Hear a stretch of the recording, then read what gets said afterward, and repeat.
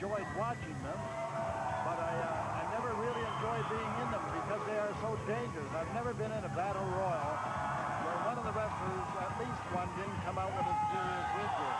So even though there is $2,000 on the line here today, as well as a Commonwealth Championship, I mean, it's, in a lot of ways, it's not worth the risk because of the serious injuries you can wind up with. I'll tell you, Donnie, I agree with Billy in one instance. There's a lot of alliances that are formed and broken in any kind of a battle royal. Exactly true. You go in there with a tag team partner, any kind of friend, don't expect that relationship to last very long. They are all going for one belt, one title, one prize, $2,000 on the line, as well as a championship. All kinds of action. Wow, you'd have to have 6 or 7 of us out here to call all the action going on right now. Every which way you look, somebody's taking it right here in front of us. Lars is beating on Lance Malibu, just choking him out in the corner. But what are you going to do? Completely legal in a match like this, where the only way to win or lose is to be thrown up and over the top rope. And both feet have to hit the floor. Remember that that's an important lesson, you might call it. Because if they go over the top rope and they don't hit the floor with both feet, they're still in. There's Malibu hammering away on Lars. Now it's the big man, Jacques Labardou, working over Chris Valentino, the late entrant into this matchup. Lars hooking the rope there. Oh, it looked like, do we have somebody out? The Renegade went out to the outside, but I think he went underneath. I think we just got our the first man eliminated. Lance Malibu has been eliminated. I don't believe the Renegade has. It looks like he went underneath the bottom rope. So the Renegade, I think, is still in this matchup, but he's circling the ring. I think it makes a lot of sense what he's doing. He's getting his bearings. He's checking out who he wants to go in against and who he wants to go in and attack. Whoa! We have another man out. Left, right, and center. There goes the Phantom. He's chasing down the Renegade. And the Renegade's back in the ring. And the referees will not let him in. The Renegade is legal in the match. The Phantom is not. And there goes Chris Valentino up and over the top rope. Chris Valentino went out a minute or two ago. That was Michael Anthony Douglas, the last man to go out. And right now we're down to just 5 men left.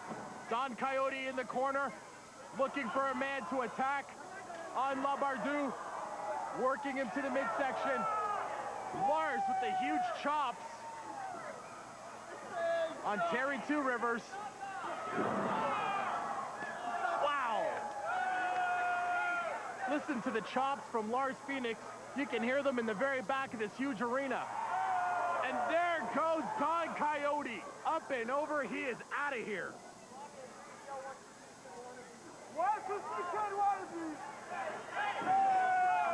We're down to the Renegade, Billy Two Rivers, Lars, and Jacques Labardou. The last 4 men in this ring. The last 4 men that have a shot to become the ACW Commonwealth Champion and get that check for $2,000. It looked like Terry Two Rivers was on his way up, but he was assisted by the Renegade.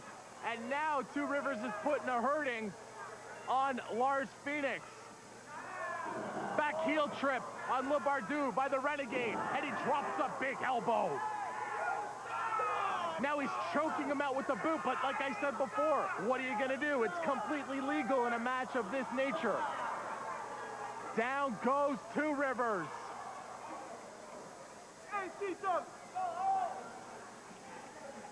At some time like this is the time when you got to get an alliance with 1 or 2 other wrestlers to try to eliminate the greater threat. If I was Two Rivers or the Renegade, I think I would probably try to get somebody on my side and get rid of Lars. Lars is obviously the most powerful man in the ring. He's got the best shot to win the Battle Royal. That would be my target. There you see on your monitor, Lars working on the Renegade with some big knee lifts. Off your screen, Labardou is working over Two Rivers. Big body slam followed by a leg drop, and now a rake to the eyes. LeBardu now going after the equally large Lars Phoenix. Hammering his way out of the corner now. And there goes LeBardu. Something flew off of LeBardu when he went over the top rope. I hope it wasn't his teeth. He hit hard on that concrete floor of the arena. Right now we've got Lars taking care of both of them, both the Renegade and Two Rivers. Just a blatant chokehold. Chops to the chest, kick to the chest. Here comes the Renegade to assist.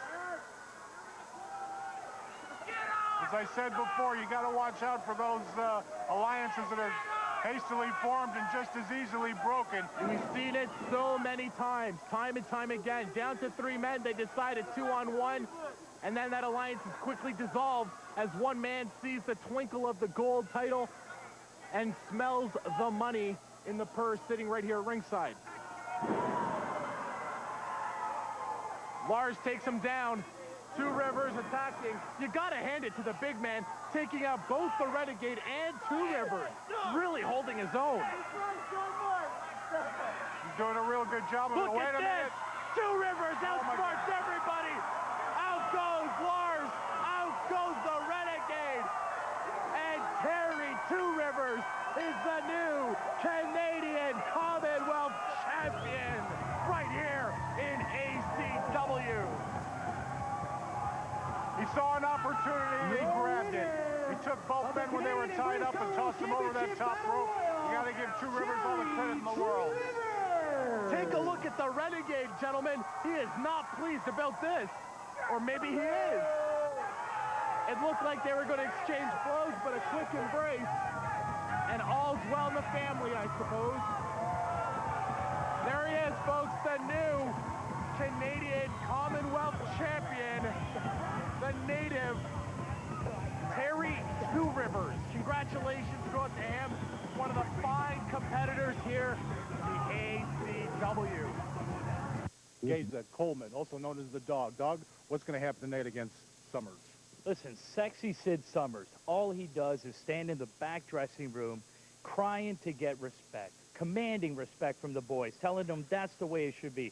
Sexy Sid, respect is earned, it's not given. You don't get respect just because you strap a gold belt around your waist. Me, I don't give a crap what the boys in the back room think about me. I have to wake up every morning, look in the mirror, and know that I did 110%. Gave it the best that I could. I live by my own rules. If the rules are there and I don't like them, I'll break them. Because when I go up and I stand at the pearly gates of heaven and St. Peter looks at me and says, "Dog, did you live by the book of God?" I will say, "No, I live by the book of Dog. I wrote my own damn rules." Sexy Sid, ACW heavyweight champion, it ends tonight. Because that's nothing but a bunch of hoo-ha, brother. The gold's on the line tonight when the Dog takes on Sid Summers.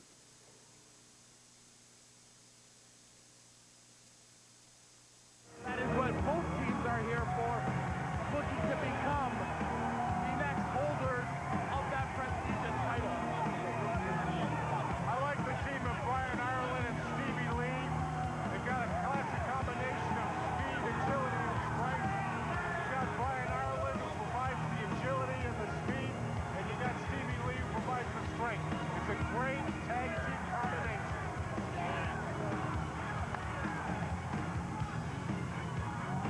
Then on the other hand, you've got Stone and Elvis. And these are two guys that'll do absolutely anything to win inside the ring. Absolutely right.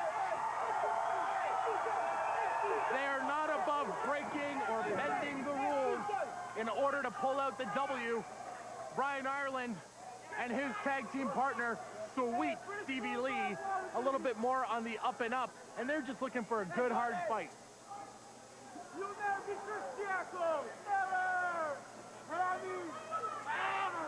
The referee is going to have his hands full with these four in the ring tonight, especially with Elvis. I got to tell you, Donnie and Billy Red, there's something truly wrong with that guy. I agree with you on that one, Ron.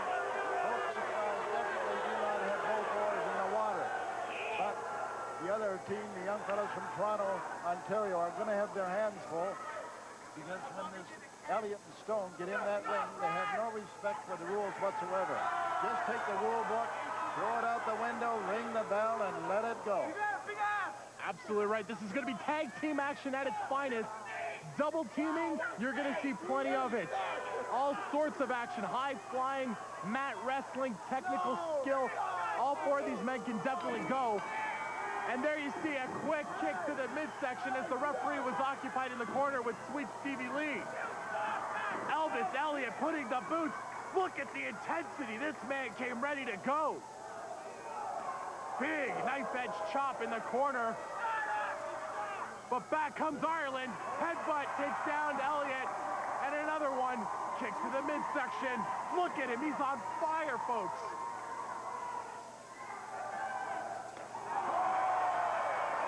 Big knife edge. He asks the crowd if they want more, and he responds.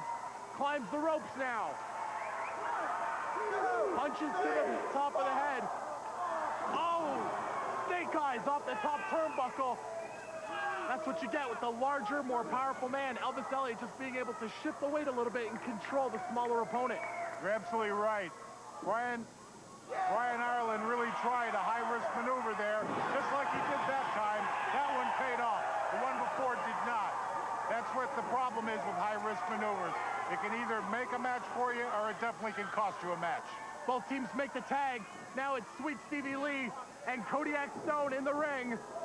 Kodiak takes his man down, but Stevie Lee, look at him. He is pumped. He is ready to go. Kicks to the leg, trying to work on the big man. Kick to the leg. Oh, what a kick to the back. Down goes Scott Stone. Shots to the midsection. Punch to the side of the head. Cauliflower ears are going to be the symptoms in the morning. You're absolutely right there. I tell you, I like the style on this Stevie Lee. He's got a lot of intensity. He goes for it all times in the ring. Baseball slide underneath, hooks the leg, and there's a tag to his partner. I don't think Stone is aware. Up and over with a bulldog maneuver. Scott Stone is down. Brian Ireland looks totally in control. But right now, it looks like, I'm sorry, Donnie. Go ahead. It looks like that the tactics and the tag team skills of the Stevie Lee and Brian Ireland team are outdoing Elvis and Scott Stone right now. Huge chop in the corner. There's a whip to the buckle. Stone comes in, misses the double axe, but he didn't miss the clothesline. He nearly took Brian Ireland's head off. And there he gets one from the other side from that lunatic, Elvis Elliott.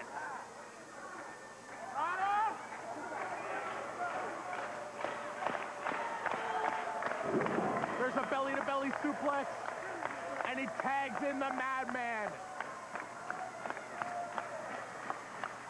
Handful of hair. Come on, referee, get in there. Oh! Brian Ireland's in a world of hurt if he can't get back to the corner and tag Stevie Lee. He's been in there for quite some time now, Brian has, and he's got both of those monsters working him over. I don't care how talented you are. I don't care how fast you are or how many people you've trained with. No one can defeat two men in a two-on-one situation. He's going to have to tag the fresher man. There's a face-first gourd buster. Hey, buddy! What is this now? Stone picks him up. Some sort of a wheelbarrow. This is it, their finisher. The attitude adjustment. This match is over, gentlemen. Hooks the leg. No, he saves him. I thought for sure that was the 1, 2, 3. They've won many tag team titles all over North America with that very move. I agree with you 100%, Donnie. I thought it was too, but Stevie Lee had the wherewithal to get inside that ring and break up the pinfall. Sweet Stevie Lee waiting for the tag. And look at that, Stone just back body drops his own man. Brian Ireland now. He ducks underneath. And Stone clotheslines his own man. Look at him go, flying head scissors. He's got to make the tag. The race is on. Can Brian Ireland make it to the corner before before Elliott or Stone get to him. Inching ever closer. Elliott looking to get a hand on Ireland. There's the tag. Up goes Sweet Stevie. Double clothesline. Stevie Lee is a house of fire. Stone goes up and over. Irish whip to the rope. And a spine buster. There's a tag. Ireland ascends to the top of the perch. Right now, there's no question, Donnie. Ireland and Lee are the more great move. They are the more cohesive tag team. Stone and Elvis don't seem to know what they're doing half the time. Another close count after the frog splash. Referee admonishing Scott Stone for making the save. But I gotta be honest with you, we may not appreciate the antics of Scott Stone and his tag team partner Elvis Elliott. But if he didn't make the save there, this match would have been over. Absolutely correct. That's the thing about Stone and Elvis. You might not like what they're doing inside the ring. Look at this move. Elliott with the moonsault. And again, another save. These two teams are leaving it all in the ring tonight. Wow. A standing spine buster, but he gets caught with the choke slam. Down he goes. Wait a minute, look behind you, Stone. Ireland on the top. There's a drop kick. And you've got 4 men that are spent inside this ring. They've put it all out like you said before. And right now, and whose rejuvenative powers can get them back up will determine who's going to win this match. I think at this point in the match, Billy Red, it's safe to say it's going to be an endurance test. It's going to be a matter of which team can last just a little bit longer, as both of them seem almost spent. I agree with you, Don. I was just going to say, these fellas are setting one awful fast pace. And it's just going to be a matter of who runs out of gas first, I think. And there's where the lighter team comes into, I think they have the advantage in that respect. They were doing great just a minute ago. And if they could only stay out of the... Oh my, double pin! There we go, we got it. 1, 2, 3, Brian Ireland gets the win!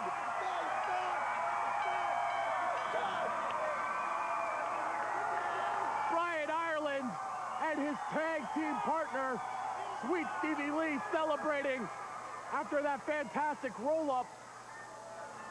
But take a look over here. There seems to be a little confusion here, gentlemen. I don't think the referee knows which team got the pinfall. Both teams were in a pinning position.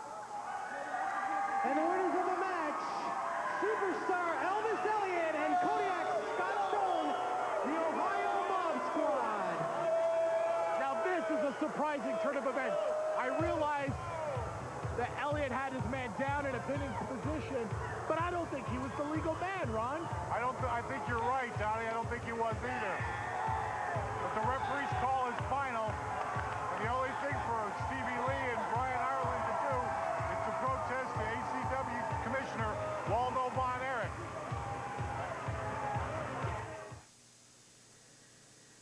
Scott Stone and Elvis Elliott are still in the building with a victory underneath their belts. That's right. We won right in the center of the ring. 1, 2, 3. We walked through them. They're not even heavyweights. They're little flyweights. We walked right through them. You know, there's a little controversy or something. No.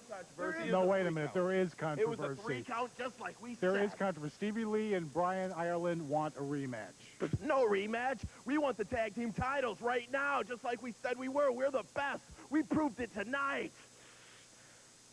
Back with more wrestling after this timeout.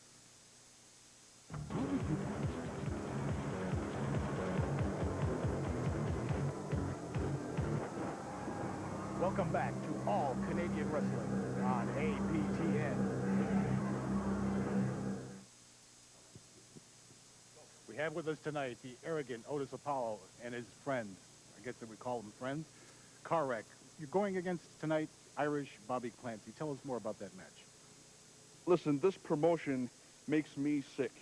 I come here to fight a wrestler, and they give me a leprechaun. Somebody that just came out of a box of tricks. What am I supposed to do here? He telling everybody out here that north, east, south, west, Irish Bobby is the best. Pal, picture perfect. I'm gonna beat your butt. I am Arrogant Otis Apollo, and I paint the perfect picture. Tell him, big man. Crush him. Back with more wrestling action.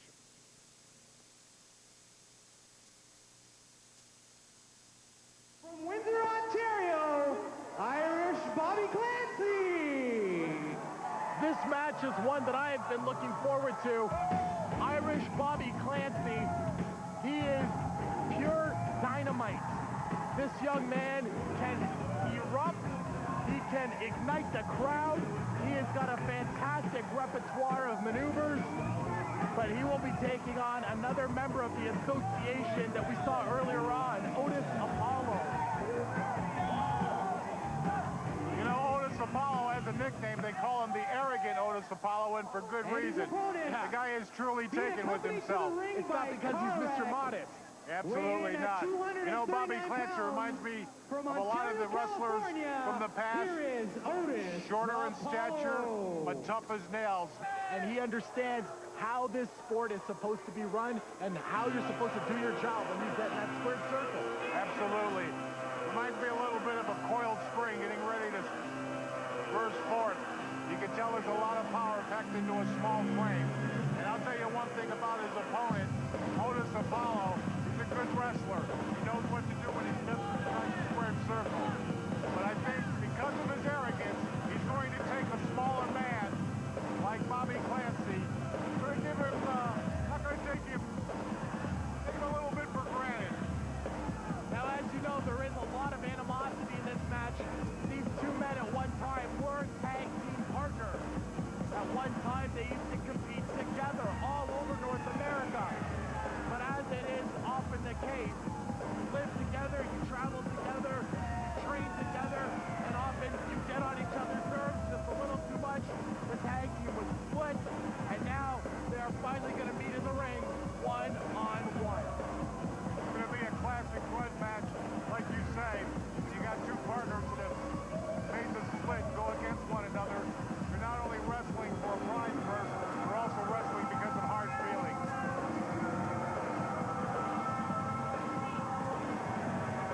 There you see him in tremendous condition, Otis Apollo.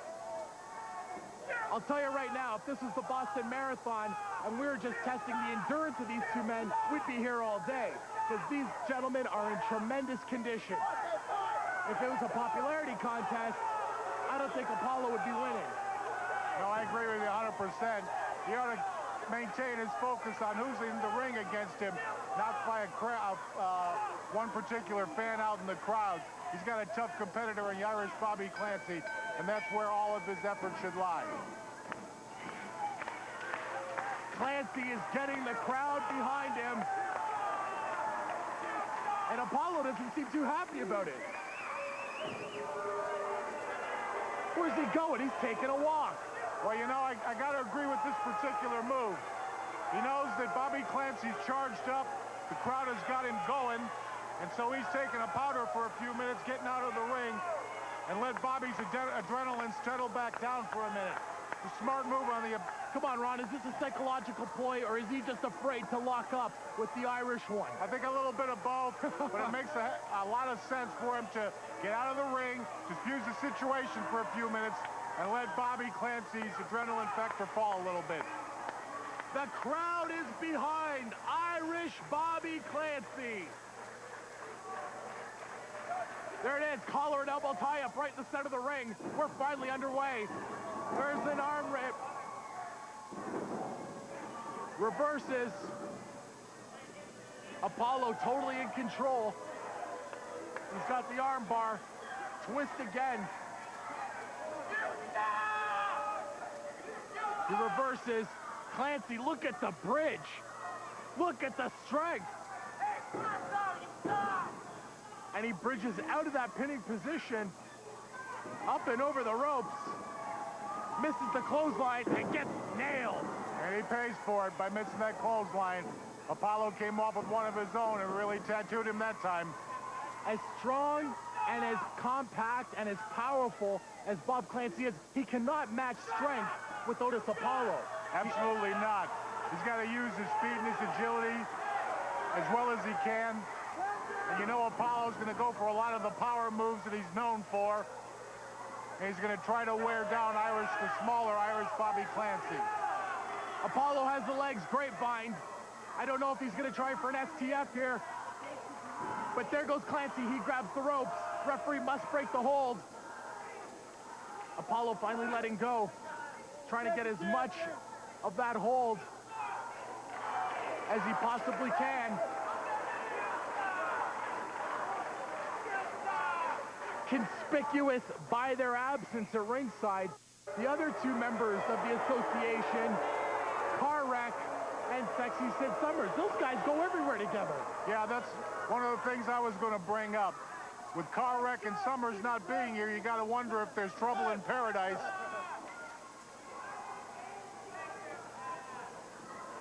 Or perhaps this is just a matter of Apollo saying, look, Clancy and I used to be tag team partners. This is personal, and I want him one-on-one. I'll take care of it.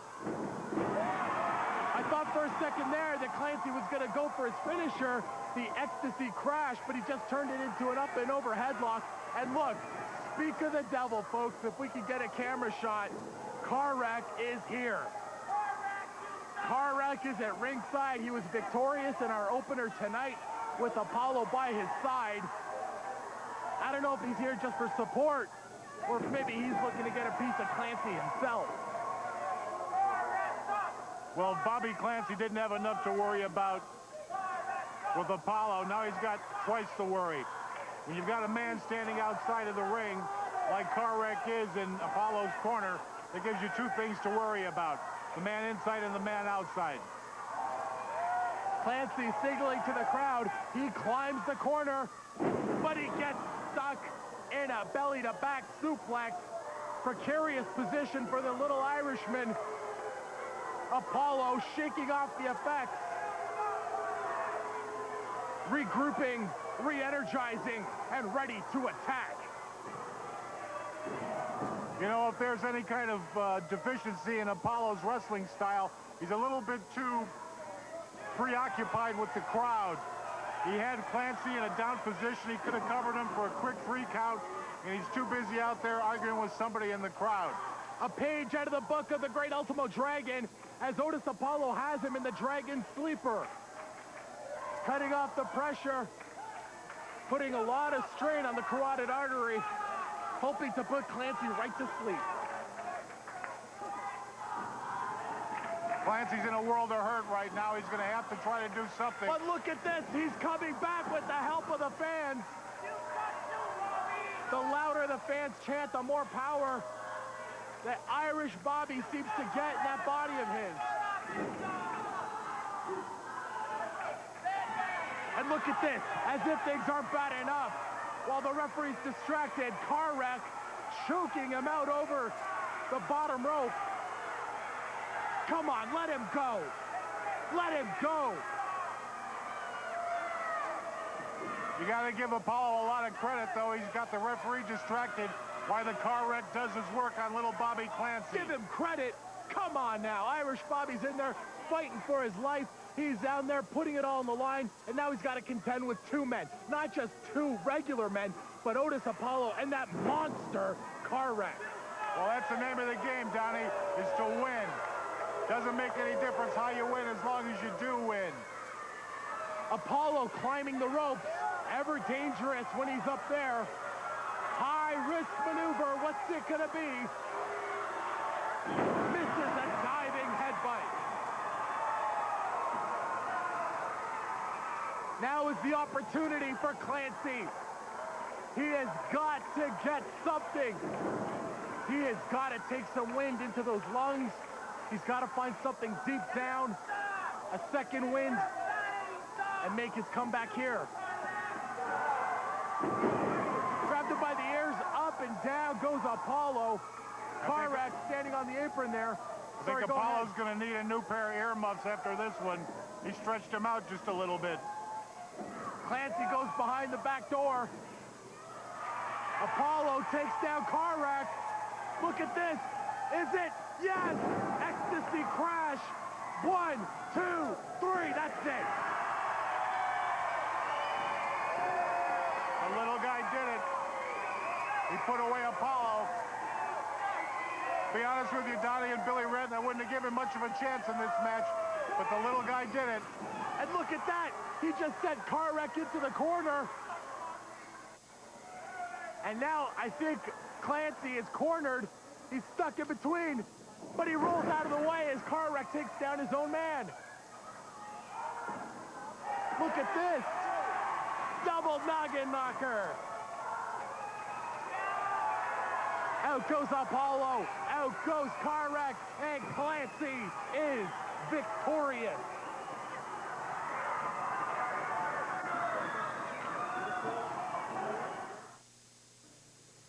We're back with another ACW superstar. The arrogant Otis Apollo had a lot of things to say about you, Bobby, but you came up on top. You know what? Arrogant Otis Apollo, you had a lot of things to say about me. But thank God for all the beautiful fans out there. They were behind me 110%. Otis Apollo, I proved to you, like I tell all my opponents, come one, come all. Come big, come. Tonight we have with us Geza Coleman, also known as the Dog. Dog, what's going to happen tonight against Summers? Listen, Sexy Sid Summers, all he does is stand in the back dressing room crying to get respect, commanding respect from the boys, telling them that's the way it should be. Sexy Sid, respect is earned, it's not given. You don't get respect just because you strap a gold belt around your waist. Me, I don't give a crap what the boys in the back room think about me. I have to wake up every morning, look in the mirror, and know that I did 110%. Gave it the best that I could. I live by my own rules. If the rules are there and I don't like them, I'll break them. Because when I go up and I stand at the pearly gates of heaven and St. Peter looks at me and says, Dog, did you live by the book of God? I will say, no, I live by the book of dog. I wrote my own damn rules. Sexy Sid, ACW heavyweight champion, it ends tonight. Because that's nothing but a bunch of hoo-ha, brother. The gold's on the line tonight when the Dog takes on Sid Summers. He's not always right, but he's never wrong. You know what I mean? Collar and elbow tie-up. This match is underway. And the Dog showing off his superior strength. Sid Summers is a high flyer. Sid Summers is a talented wrestler, but there is no way he can try and get into a tough man competition with the former UFC competitor. Absolutely correct. Geza has been in the octagon with Dan Severn and several UFC fighters, and he's still around to tell the tale about it. This is a tough guy. This is possibly one of the toughest men in, in ACW right now. Absolutely. Trained by the beast Dan Severn, as you said.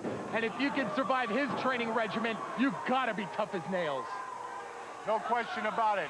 And he's lived to tell the tale. So I'll tell you one thing about Mr. Summers, you better watch himself because he's in against a truly tough guy. The crowd is getting behind Sid Summers. There's another collar and elbow tie-up. Side headlock. Sid sinking it in. Coleman's got to look for a leg or something to get out of this maneuver. Perhaps use his power. There you saw he tried to turn it into an Irish whip, but Sid just went down to his knees and kept all the momentum.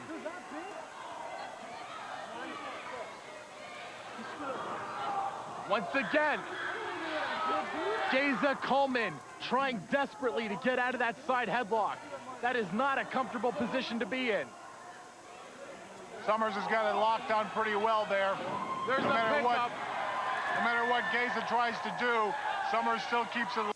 If you want legs like this, Dairy father, Stu Hart, and of course the rest of the brothers. The Hart family, well known in professional wrestling. Bret the Hitman Hart, many-time world champion. The late, great Owen Hart. Absolutely. And of course, Wow! What a spine buster! Arn Anderson, eat your heart out. Coleman grabbed the legs. It looked like it might have been over right there, but somehow the champion managed to kick out. Coleman appears to be completely in control, folks. If Sid Summers can't mount some sort of an attack right now, we're gonna have a new ACW champion. There's a snapmare takeover. So far, there's no question. Gaze has had most of the match. The dog is running wild on him. Wow! Big leg drop as he bounces right off the second rope. The thing I've always noticed about Sid Summers, Donnie, is his stamina. When an opponent thinks he's got him down, he's got him beat, that's when he pulls something out of somewhere and has enough energy to come back. Are you saying he's employing some sort of a rope-a-dope strategy? Could be, it's very possible. But right now, it doesn't look good for Summers. And Summers gets dumped out to the ring right here in front of our broadcast location. Commissioner Waldo Von Erich checking on him to see if he's all right. There you see him in the bottom of your screen. Commissioner Von Erich looking over Sid Summers. Referee Smith Hart asking these men to get back in the ring. Wow! Look at that. Coleman just got nailed with the table that Von Erich was sitting at. Von Erich grabs the ACW title. What a clothesline! Holy cow! He nearly took the champion's head off. Geza Coleman is an animal. Geza Coleman is a machine. Sid Summers, you must mount an offense now or your title history is over. Grabs the legs, pulls them back to the outside. They are battling literally right here in front of our broadcast location. Takes the leg out. I don't know, Ron, this action's a little bit too close to us for my comfort.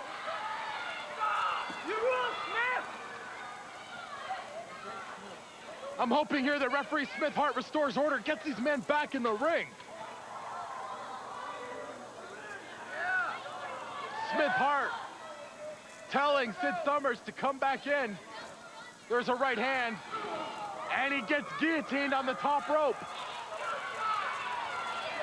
Sid Summers now in a bad position. Reverse suplex. Wow. Geza Coleman has got to be impressing the masses here tonight. They might be booing him, but they have got to be impressed with the work he is showing. I don't know if you've noticed it or not, Donnie, but it looks like Gaze is favoring one of his legs. I think Summers might have done some damage when he had his brief time with the dog. You're absolutely right.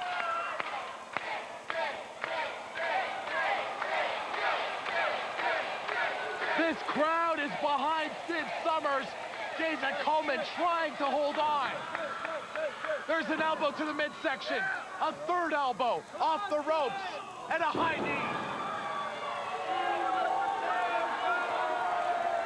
Just when you think he's gonna make his comeback. There goes the high knee into the midsection, and Summers is down again, Ron. No question about it so far. If I had to score this match, thank goodness I don't, but I'd give it most of it right now to the dog. He's had his way with Summers for the vast amount of the time, and everybody knows you have to beat the man to be the man, and that's what Geza Coleman's trying to do right now. Listen to this capacity crowd. They are on their feet. They are trying to motivate the champion. Off the ropes goes Summers. Double clothesline, everybody's down. And now referee Smith Hart has to put the count on both men. The champion is on his feet. Geza still shaking off the cobwebs. Geza Coleman goes up and over through our broadcast table. I cannot believe what I'm seeing here, folks. And it's unbelievable that the dog is actually getting up from that one. He flattened the table. after missing that crossbody block that he had planned for the sexy Sid Summers. How is Geza Coleman standing? He just went through a table. There's a drop kick to, hey, get away from here. This is the only table we've got left. I tell you, Ron, I don't feel safe right now. I don't either, Donnie. You got these two competitors. Wait a minute. Pulled out something off of the ring and smashing away at Coleman's leg. Sid Summers just clobbering his man.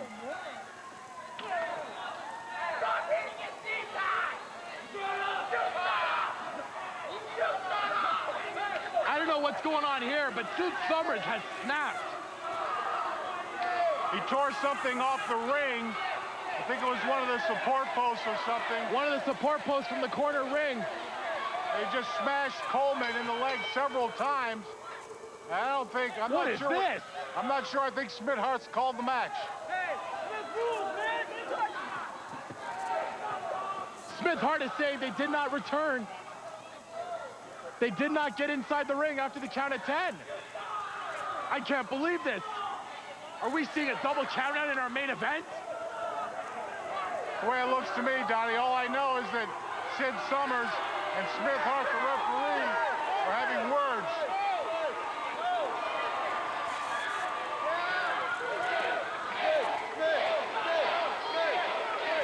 As a result of a double countout, retaining his ACW Heavyweight Championship belt, the